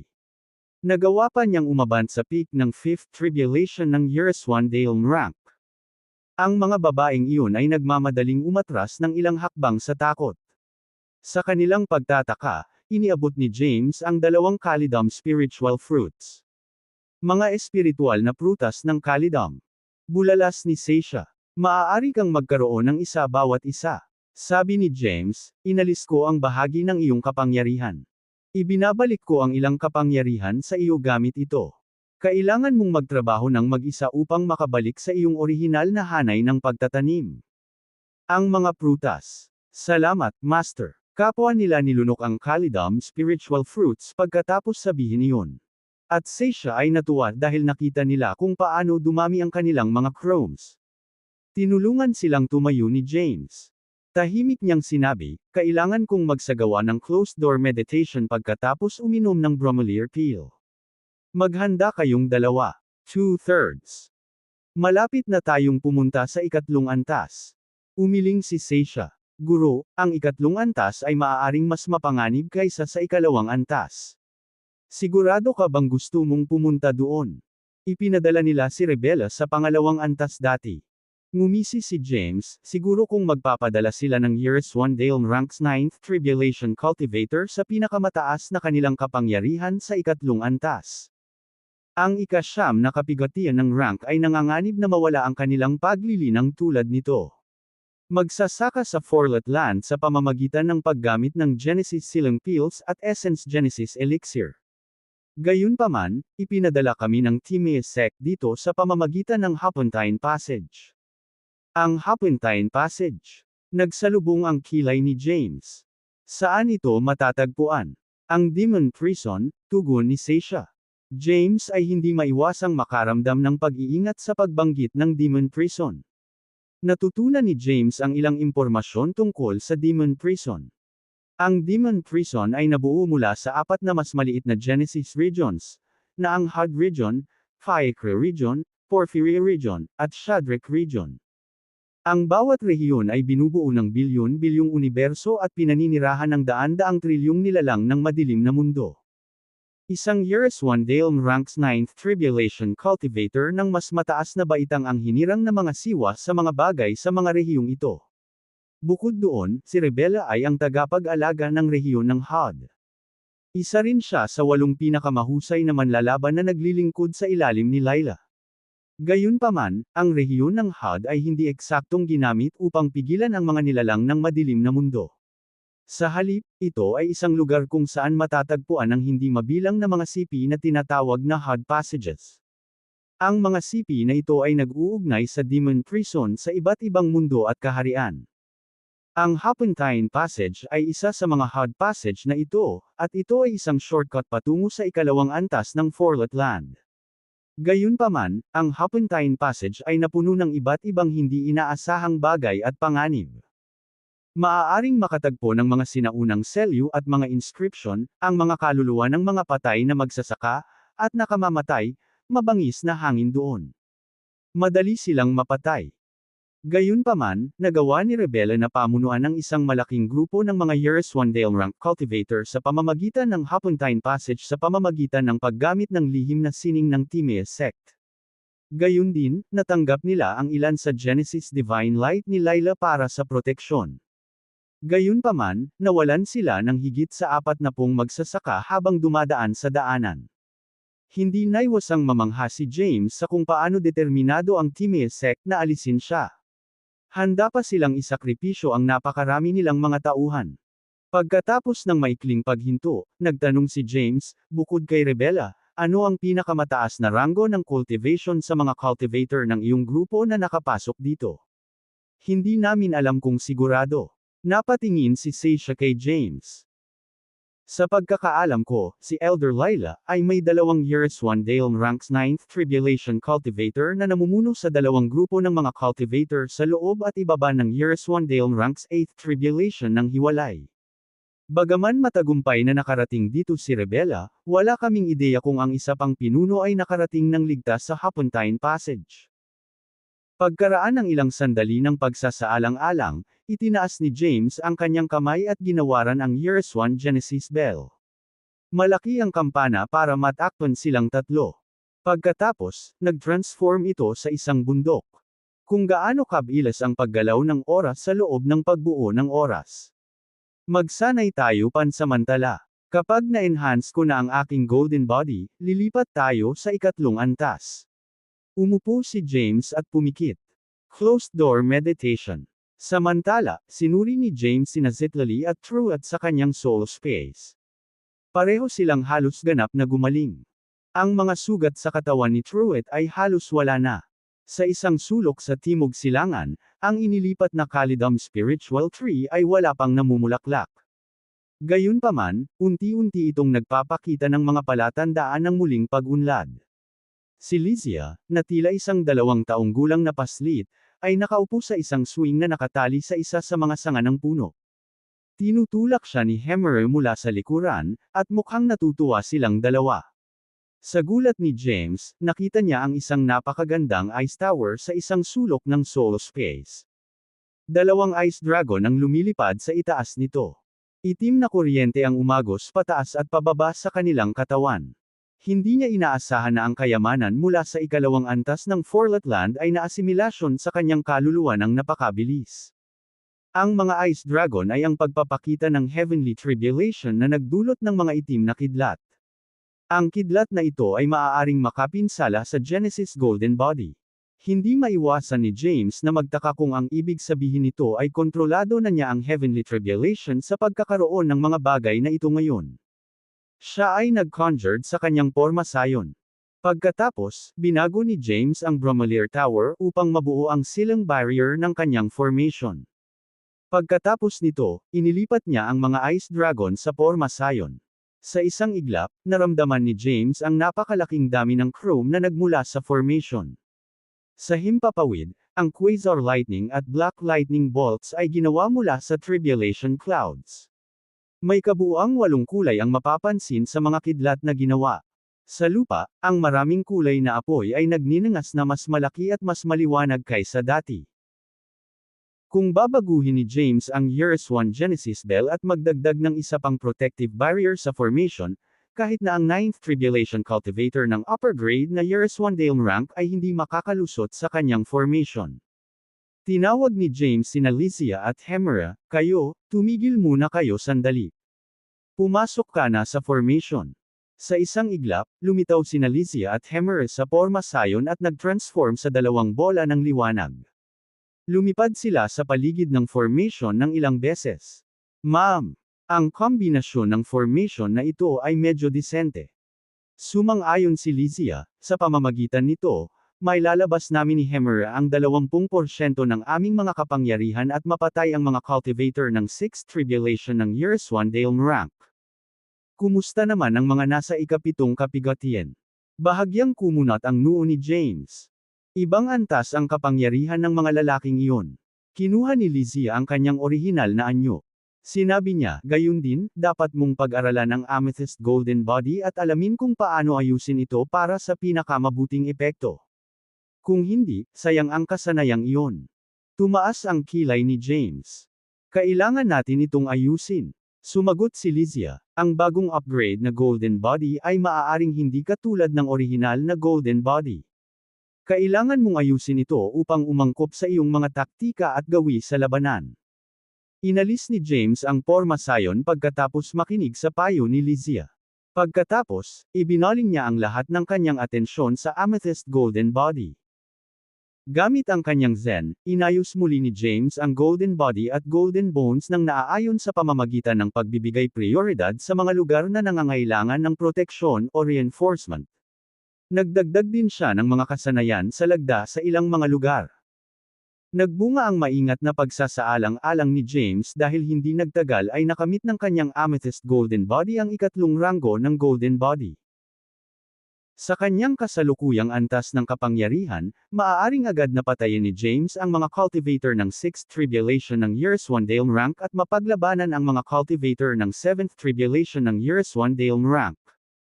Makalipas ang mahabang panahon, sa wakas ay iminulat ni James ang kanyang mga mata.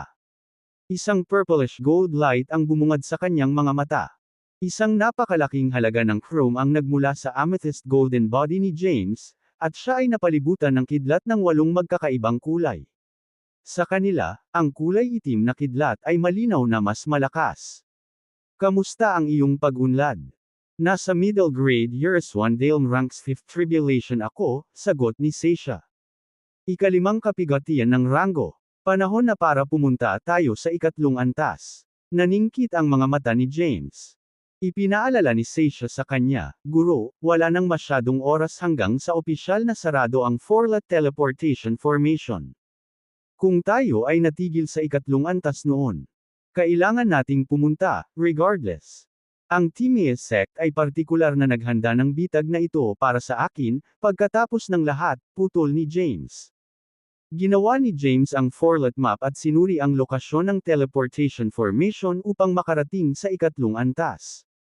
Pagkatapos, tinanggal niya ang pagbuo ng oras at inalis ang Years 1 Genesis Bell. Tumayo silang tatlo. Iniunat ni James ang kanyang mga braso at pinakawala ng Amethyst Golden Body. Sa isang iglap, nag-transform siya bilang isang higanteng may gintong katawan na mahigit 10,000 metro ang taas. Ang daming aura galing sa kanya. Pagkatapos, binuhat ni James ang dalawa gamit ang kanyang kamay at nawala sa lugar. Maraming mga magsasaka ang nagtipon sa loob ng punong tanggapan ng Timea Sect's main hall. Kasama sa mga taong iyon ang mga pinuno ng Seven Mounts, ang mga elder ng Timea Sect, at mga nangungunang magsasaka na naglilingkod sa iba't ibang teritoryo. Ang lahat ng mga lalaking ito ay mga cultivator sa itaas ng tuktok ng Yerswandale Ranks 8th Tribulation. Samantala, ang kanilang pinuno, si Zachary, ay nakaupo sa isang gintong upuan sa podium. Dahan-daang lumipad ang kanyang tingin sa mga mukha sa kanyang harapan. Isang matinding katahimikan ang bumalot sa hangin habang ang lahat ay may tame-time na ekspresyon sa kanilang mga mukha. Maya-maya lang, may pumasok na lalaki sa hall at lumuhod sa harap ni Zachary. Mr. Zachary, pinangunahan ni Ms. Layla ang ating hukbo at tinalo ang 3 Great Genesis Worlds. Sila ay ang Donefrius, Thor, at Giesa Genesis Worlds. Ngayon lang, nasakop na rin ng ating mga tauhan ang Divine Genesis World. Napatay ng aming mga tauhan ang 2 cultivator sa tuktok ng Yerswandale Ranks 9th Tribulation, 8 upper grade Yerswandale Ranks 9th Tribulation cultivator, at 87 middle grade at lower grade Yerswandale Ranks 9th Tribulation cultivator. Nalipol din namin ang hindi mabilang na Yerswandale Rank at Zalem Rank cultivators. Sumuko na rin ang Pod Ulrich Sect, Giesa Sect, at Thor Sect. Nagkaroon ng konting kaguluhan habang nakikinig ang mga tao sa mga ulat. Tumayo si Zachary at tumawa. Magaling si Layla. Sa sandaling iyon, pumasok ang isa pang lalaki at lumuhod ang isang tuhod. Mr. Nagtagumpay ang mga tropa ni Gladwin na talunin ang hukbo ng bagong alyansa sa Javarai Sect. Napatay nila ang 3 cultivator sa tuktok ng Yerswandale Ranks 9th Tribulation at 15 Yerswandale Ranks 9th Tribulation cultivator. Inutusan ng Yaki Sect ang hukbo ng bagong alyansa na umatras. Napabalikwas ng ulo si Zachary at nagpakawala ng malakas na tawa. Sinubukan ni Yaki's Holiness na ibagsak ang Javarai Sect sa pamamagitan ng isang palihim na pag-atake ngunit nabigo. Ilang sandali pa, isang babaeng nakaitim na damit ang pumasok sa main hall. Kinaladkad niya ang isang binata kasama niya.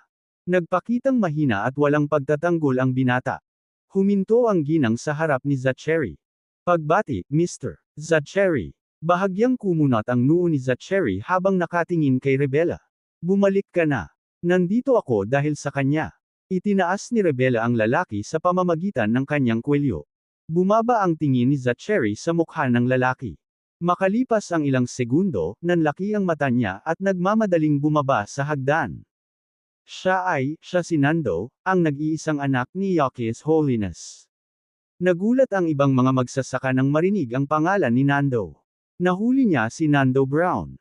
Si Nando ang kahinaan ni Yaki's. Sa kanya bilang hostage natin, makukuha natin ang Yaki's Sect na sumuko sa atin. Mukhang malapit na nating tapusin ang laban na ito. Matalino ang ginawa ni Rebella sa pagkakataong ito.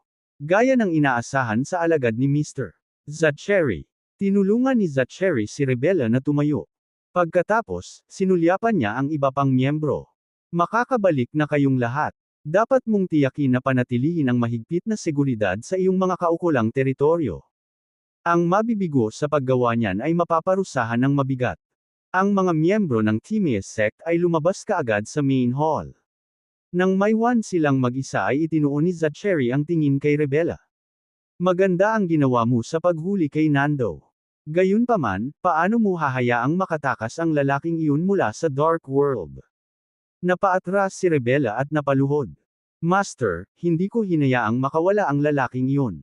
Na-trap namin siya sa ikalawang antas ng Forlet Land. Nagsalubong ang kilay ni Zachary. Kung wala ka doon, magagawa ba ng iyong mga nasasakupan na panatilihin siyang nakakulong sa lugar na iyon?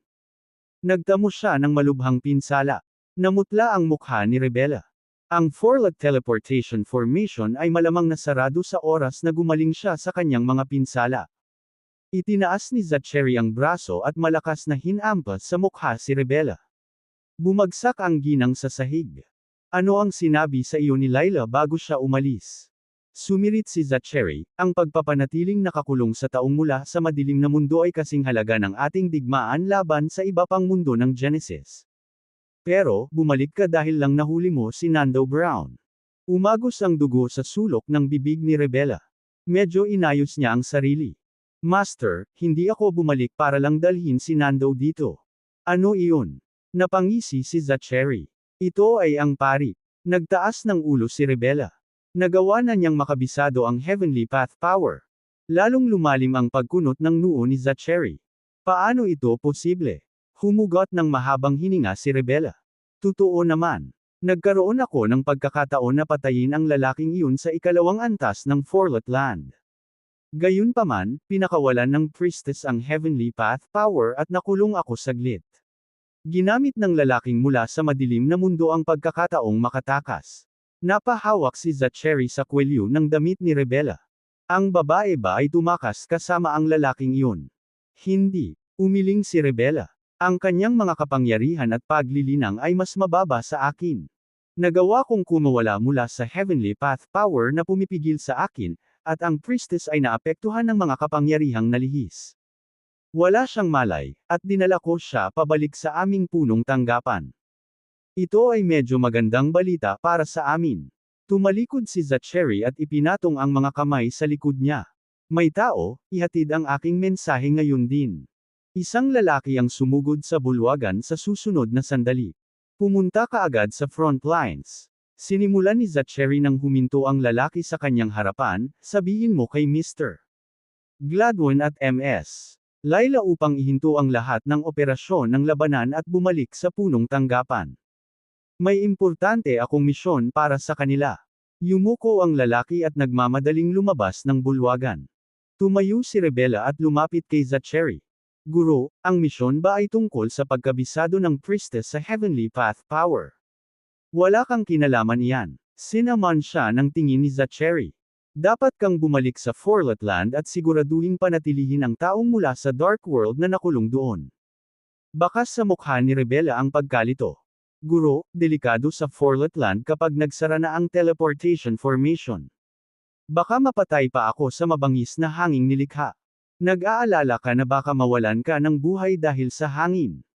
Monotonous na sinabi ni Zachary, hindi ka ba nag-aalala na baka ako mismo ang magdesisyon na tapusin ka?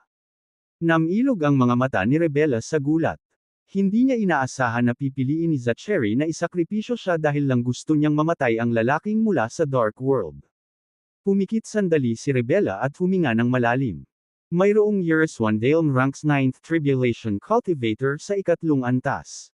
Sinasabi ko sa iyo na pumunta, hindi ang taong iyon. Sabi ni Zachary sa mahinang boses, pupunta ka ba o hindi? Nadurog ang puso ni Rebella nang madetect niya ang intensyon ni Zachary na pumatay. Nagpakawala siya ng buntong hininga at tumango. Pupunta ako ngayon. Nagsimula siyang maglakad patungo sa pintuan. Nagbabala si Zachary, huwag mong subukang umiwas dito, o maaari mong ituring ang iyong sarili na itinapon mula sa Timea sect. Oo, tahimik na sagot ni Rebella bago siya lumabas ng bulwagan. Ang ikatlong antas ng Forlet Land ay isang mundo ng tubig. Ang lupain dito ay binubuo ng maraming karagatan, kung saan matatagpuan ang lahat ng nilalang at halimaw. Ang mga nilalang na ito ay mabubuhay lamang sa ilalim ng tubig. Pagdating sa kaharian na ito, naramdaman ni James kung paano napigilan ang kanyang bilis at kapangyarihan. Bukod dito, silang tatlo ay nakatagpo ng 4 na Yereswandale ranks 9th Tribulation Monsters pagkatapos nilang maabot ang level na iyon. Nagawa nilang lipulin ang 4 na halimaw sa kalaunan. Sa kasamaang palad, sa sandaling ito, silang tatlo ay nagtatago sa loob ng Yereswan Genesis Bell, na naging isang mataas na bundok. Ang iba't ibang matataas na halimaw ay lumangoy sa paligid ng bundok. Ang kanilang mga dagandong at iyak ay dinag na daan-daang metro ang layo. Ibinaling ni Sasha ang mga mata kay James. Guro, ang mga halimaw na iyon sa labas ay nasa Yereswandale ranks 9th or 8th Tribulations. Nakulong kami. Ano ang dapat nating gawin ngayon? Ang mga halimaw na ito ay ang pinakamaliit sa aking mga alalahanin. Naningkit ang mga mata ni James. Mas nababahala ako tungkol sa Ninth Tribulation Cultivator ng lower grade Years 1 Dale rank mula sa Timaeus sect. Hindi pa namin na-detect ang presensya ng cultivator na iyon hanggang ngayon. Mas malapit siya kaysa sa iniisip mo. Napaupo si James sa lupa. Tumaas ang kilay ni Seisha. Guro, sinasabi mo ba na ang Years 1 Dale ranks 9th Tribulation Cultivator ay kumokontrol sa lahat ng halimaw na ito na nagtipon sa labas? Napakabilis mo. Napatingin si James sa direksyon ni Seisha. Bagaman, may makakakontrol ba talaga sa kanila? Kaya ng mga beast tamers. Nagpatuloy ang Seisha, ang Timaeus sect ay may halimaw na tamer sa Years 1 Dale ranks 9th Tribulation. Ang taong iyon ay kayang kontrolin ang mga halimaw. Isipin mo, sabi ni James, pinatay namin ang 4 na Years 1 Dale ranks 9th Tribulation monsters, pero wala kaming mahanap na Genesis cores nila. Kung walang Genesis cores sa mga halimaw na pinatay nila kanina, ang pinakakapanipaniwalang paliwanag para doon ay may nakakuha ng mga core noon pa man. Ang mga beast tamers ay ang tanging tao na makakamit ang isang bagay na tulad nito. Mga halimaw ng 9th Tribulation ng rank sa ilalim ng normal na mga pangyayari. Gayunpaman, nakaranas lamang sila ng hindi nakamamatay na pinsala sa naunang labanan. Maghihintay kami. Malapit na ang aming tulong. Napangiti si James nang nakakatakot. Tulong. Curious na tanong ni Seisha, paano tayo nakakakuha ng tulong sa Forlot Land? Sa mismong sandaling iyon, nagmumula sa labas ng bundok ang nakakabinging tunog ng mga pagsabog. Naririnig din nilang tatlo ang desperadong iyak at hiyawan ng mga halimaw. Namatay man o lubhang nasugatan. Sa sandaling iyon, isang madilim na anyo na nagmumula sa isang malakas na aura ang lumitaw sa dikalayuan. Ito ay, si Rebella. Nawalan ng kulay ang mukha ni Seisha.